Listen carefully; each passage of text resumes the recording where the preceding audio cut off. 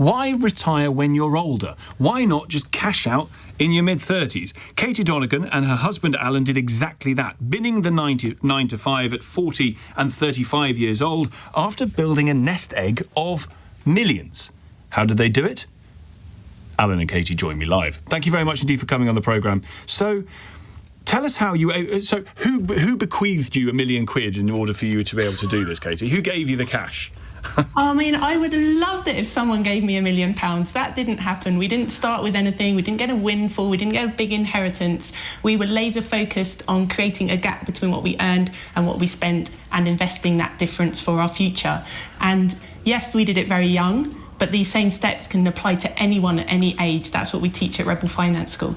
Alan, you earned what in a year, roughly? Were you on £450,000 a year or something?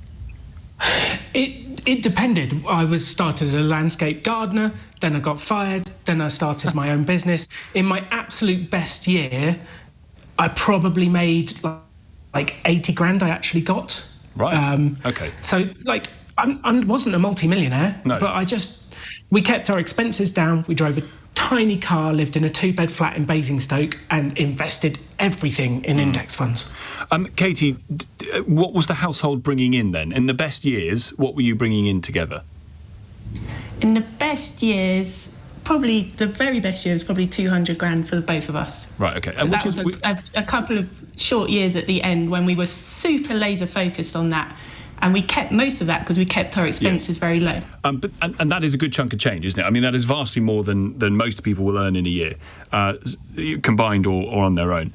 So that's the starting point. But that does not mean that you're able to retire at the ages at which you retired. So, key question, how did you do it? What did you do? We were super focused on buying our freedom. What does that actually mean? Practically, it means putting money into our pensions. It means putting money into our stocks and shares ISAs. It means having that as the priority. We always repeated to each other, buying our freedom. Every time we went to the store, I'd look at like a Lego set I'd really want or something like that, and I'm like, no, do not buy plastic, buy freedom. And we would avoid making purchases. And people think this is this really sad life that we've deprived ourselves and we had to sacrifice. No, we saw it as a game. There's so many ways to have fun without spending money. We'd invite friends round. Like, it wasn't this deprivation that people think it is. Did you put the heating on at all, Alan? Sometimes, if my mum was coming round, but we always had the philosophy of put an extra jumper on, like, you can survive without too much heating. And we hoped that the downstairs neighbours would put their heating on as well. Children? Do you have children? We do not. We don't have kids, no. We do not have children, but there are many people who've done it with kids as well. Really? And there's this myth out there that people say, like, oh, you're only successful because you don't have kids. I'm like, what are you talking about? If that was true, everyone who doesn't have kids would be financially independent. And that's just not true. So we don't care who you are, you can improve your situation. And how did you know what to invest in? We did a lot of research and we made a lot of mistakes. I lost my life savings in the dot-com bubble when my dad taught me to invest in a high-tech managed fund. Went down by 90%, never recovered. And those things scared me off investing in the stock market for 13 years. Then we read some books. We learned about this thing called index investing. And the fascinating thing is investing is one of the only games in the world where the less you do, the better you are off over time. If you invest, like we invest in Vanguard FTSE Global All Cap or some fund like that, and it's just one simple index fund, and then don't mess with it, Tom. Don't mess with it. No. Listen, this is what we do the investment session for, because I think the opening up of that world to everybody, not just the kind of the gatekeepers of the past who sat in their pinstripe suits and smoked their cigars, can be a game changer for people, as it has been for you, Katie.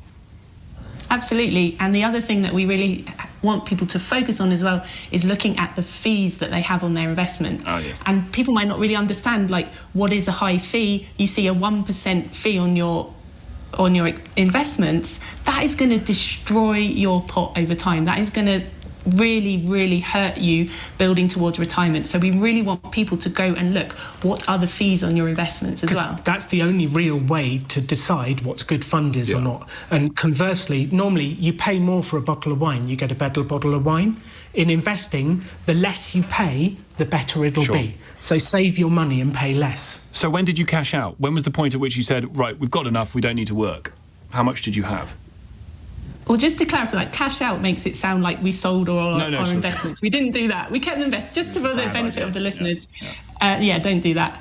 I was 35 and Alan was 40 back 2019. 2019, yeah. Yeah, and we had about $1 million invested, which at what's called the 4% rule, you can live off 40 grand a year for the rest of your life without running out. And $1 million, that sounds like this massive target, right? But compounding does a lot of that work for you. So compounding is growth on growth. And the more you can put in, the more often you put it in, you'll be amazed what it grows to over time. You don't have to earn your way there. The investments help you to work, to get towards it as well. Put your money to work. And you're free.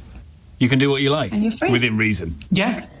Within reason, within a budget, but like we have a budget, and actually since we've retired, our investments have gone from 1 million to 2.5 in 6 years, which is crazy, the growth and the compounding, and you can work out what we can spend a year at the 4%. So your message to the 22-year-old listening to this is what? Put your money in an index fund in a tax-efficient way, stocks and shares ISA or SIP, and leave it to grow over time, and you will retire so wealthy you won't believe it. Alan and Katie Donegan, who managed to avoid the rat race, get out of the 9 to 5, aged just 40 and 35 years old. Phenomenal achievement. Congratulations to you both.